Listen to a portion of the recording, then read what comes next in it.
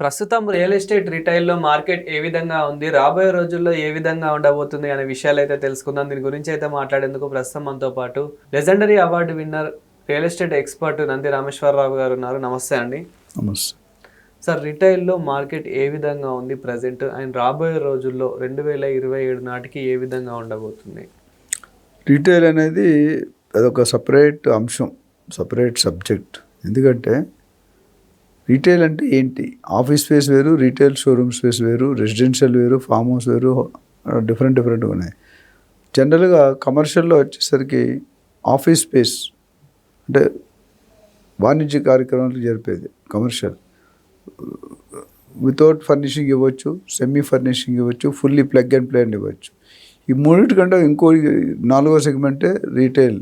Retail అంటే బేసిక్గా road side మీకు వెళ్తే టైటన్ కానీ, టాటాస్ కానీ, శాంసంగ్ కానీ, యాపిల్ ఫోన్ ఇవన్నీ కూడా షోరూమ్స్లో ఉంటాయి. గ్రౌండ్ అండ్ ఫస్ట్ జనరల్గా రీటైల్, కొన్నాట్లో కంప్లీట్ 5 ఫ్లోర్ కూడా ఉన్నాయి, depending on the mall size దాన్ని బట్టి. సో కమర్షియల్లో నేను ఇందాక చెప్పినట్టు ఆఫీస్ స్పేస్ కూడా ₹100 రెంట్ పలుకుతుంది. రీటైల్ స్పేస్కి 200, 300, 350 కూడా పర్ స్క్వేర్ ఫీట్ అవుతుంది. సో ఓవరాల్గా వృద్ధి చూస్తే కనుక గత జనవరి టు జూన్ 6 నెలల్లో దాదాపు 15 లక్షలు చదరపు అడుగుల తాలూకా ట్రాన్సాక్షన్ జరిగినాయి కమర్షియల్లో. 15 లక్షలు అంటే యావరేజ్గా మీరు చూసుకుంటే every month 2 to 2.5 lakhs square feet transaction జరుగుతుంది. అలాగే అభివృద్ధిలో చూసుకుంటే హైదరాబాద్లో రీటైల్లో ఆల్మోస్ట్ 13% పెరుగుతూ వస్తుంది.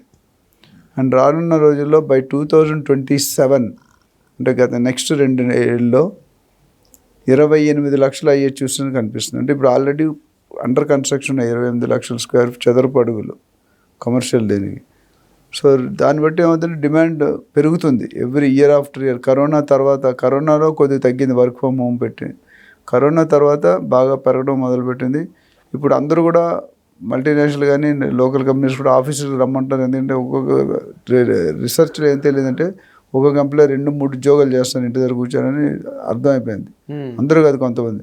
సో అది కట్ చేయడానికి అందరినీ ఆఫీస్ కొంతమంది సెమీ పెట్టారు, 3 రోజులు రావాలని, కొంతమంది 5 రోజులు రావాలని పెట్టారు. సో దానివల్ల ఆఫీస్ ప్రొడక్షన్ పెరుగుతుంది, కొత్త కంపెనీలు ఆసక్తి చూపిస్తున్నాయి. ఎస్పెషల్లీ ఇప్పుడు కోంపల్లి, మేడ్చల్ ఆ రోడ్డు కూడా బాగా రీటైల్ మార్కెట్ని ఆకర్షిస్తుంది. ఇప్పుడు ఆల్రెడీ జూబ్లీహిల్స్, మాదాపూర్, గచ్చిబౌలి అన్నీ ఆకర్షించేసాయి. కొత్త ఏరియాలో ఇప్పుడు లేటెస్ట్ గత 6 నెలలుగా 1 year చూసుకుంటే ఈ కోంపల్లి మేడ్చల్ హైవే అనేది బాగా పికప్ అయింది. రీటైల్ అమ్ముకునే వాళ్ళు ఎవరైతే ఉన్నారో వాళ్ళు ఆ ఏరియా ప్రిఫర్ చేస్తున్నారు. ఇంకోటి అబ్జర్వేషన్ అంటే ఇదంతా నేను చెప్పింది కదా, కుష్మాన్ అండ్ వేక్ఫీల్డ్ అనే సంస్థ చెప్పింది. అది మల్టీనేషనల్ కంపెనీ, కమర్షియల్లో మామూలుగా స్పెషలైజ్ చేస్తారు. JLL అని ఉంది, CBRE అని ఉంది, నైట్ ఫైన్ చాలా, అందులో one of the company. So ఇక్కడ ఏమవుతుందంటే షాపింగ్ మాల్స్ ఏవైతే నార్మల్ షాపింగ్ మాల్స్ ఉన్నాయో అవి చాలా ఖాళీలు కనిపిస్తున్నాయి, 10-20% భరితడు. కానీ కొత్తగా వచ్చే మాల్స్ ఫుల్ అవుతున్నాయి. టెక్నాలజీ కావచ్చు, రేట్లు కావచ్చు, లొకేషన్ కావచ్చు, డెవలప్మెంట్స్ కావచ్చు, బిల్డర్ బ్రాండ్ కావచ్చు, అక్కడున్న లోకల్ ఏరియా డిమాండ్ కావచ్చు, ఇవన్నీ కూడా ఫ్యాక్టర్సే. సో ఓవరాల్గా చూసుకుంటే కమర్షియల్ మార్కెట్ ముందంజలో ఉంది. మన ఎలక్షన్లు ఉంటాం కదా, ఈ పలానా పర్సన్ ముందంజలో ఉన్నాడు. అట్లా రెసిడెన్షియల్తో పాటు కమర్షియల్ కూడా ఒకప్పుడు స్లో డౌన్ ఉన్నది, ఇప్పుడు లాస్ట్ 1.5 year నుండి నెంబర్స్ పెరుగుతూ ఉన్నాయి. అట్లా number of sellers, vendors, tenants, బయట టెనెంట్స్ కూడా. ఇప్పుడు హైదరాబాద్కి నేను చెప్పినట్టు కారణం ఏంటంటే Hyderabad is always rocking city. Okay, next 10 years హైదరాబాద్లో బోత్ రెసిడెన్షియల్, కమర్షియల్, ఇండస్ట్రీ అన్నీ కూడా ఫుల్ స్వింగ్లో పెరిగే అవకాశాలు ఉన్నాయి. You have to wait and watch. Already ఆ యాక్షన్ కనిపిస్తుంది. ఇప్పుడు ఒక హైవే, ఇప్పుడు ఎంతమంది ఇప్పుడు ఓన్లీ వెస్ట్ జోన్ ఉన్నాడు, ఇప్పుడు నార్త్ జోన్కి వెళ్ళింది. కంపల్సరీ అంటే north zone, south zone already వస్తున్నాయి స్లోగా. తుక్కు కూడా ఆల్రెడీ ప్యాక్ అయిపోయింది. ఈ ఈస్ట్ జోన్కి వచ్చేసరికి ఇంకా మనకు కొద్దిగా పెరగాల్సిన అవసరం ఉంది. ఇప్పుడు ఈ కొత్త ప్లాన్లో IT corridor, SEZ, industrial corridor, sports, health, gym, ఇవన్నీ కూడా, ఫార్మా, అన్ని రంగాల్లో కూడా నలుమూలలు అంటే చుట్టూ మన తెలంగాణ ORR, RRR చుట్టూ లాట్ ఆఫ్ న్యూ డెవలప్మెంట్స్ వస్తాయి. ఇన్వెస్ట్మెంట్కి రైట్ టైం.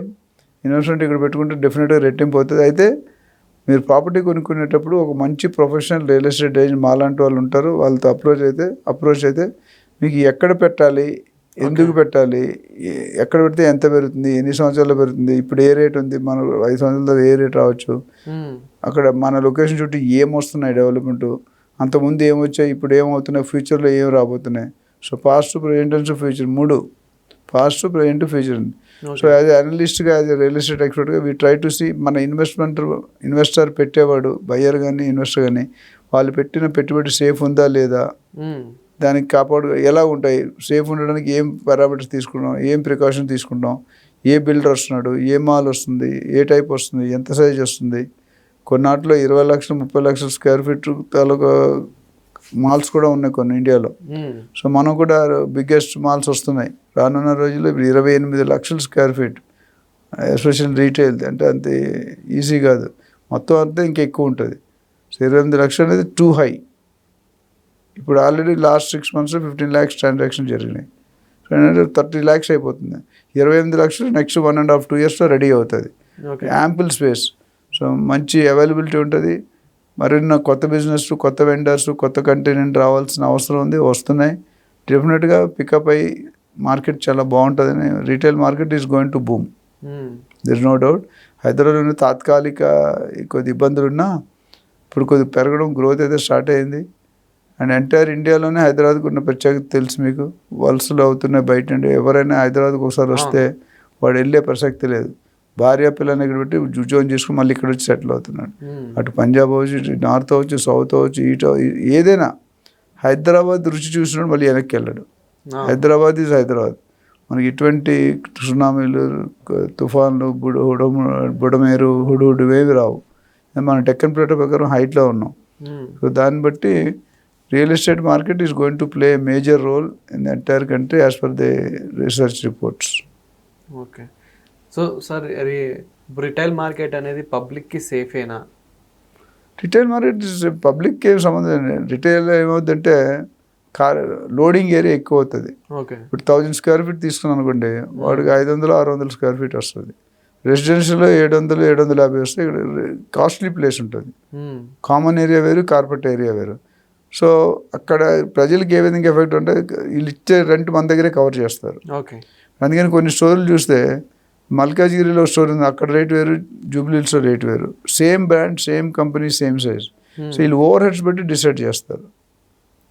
సో దాన్ని బట్టి చూసుకుంటే ఈ కొత్తగా రావడం వల్ల ఎక్కువ కాస్ట్ పెట్టుకుంటే ఆ కాస్ట్ మన మీదే రుద్దుతారు, ఎవరు కూడా జేబులో పెట్టుకోరు. సో ఆ విధంగా చూస్తే కొద్దిగా ప్రైస్ ఇంపాక్ట్ ఉంటుంది. బట్ అవైలబిలిటీ దగ్గర ఉంటుంది, ఎక్కడికి వెళ్ళకుండా మన కాల్ దగ్గరే ఉంటుంది. సో ఫ్యూచర్లో real estate market is going to do in all segments. Especially retail అనేది పికప్ అయింది. ఇప్పుడు ఎందుకంటే 15 లక్షలు 6 నెలలు అనేది చాలా పెద్ద ఫిగర్. అండ్ సంవత్సరంలో 30 లక్షలు అయిపోతుంది ఆటోమేటిక్గా. కట్ట 2027 వరకు ఏవైతే రాబోతున్నాయో అవన్నిటి కూడా కస్టమర్స్ అవైలబుల్ ఉన్నారు. Thank you sir. Thank you.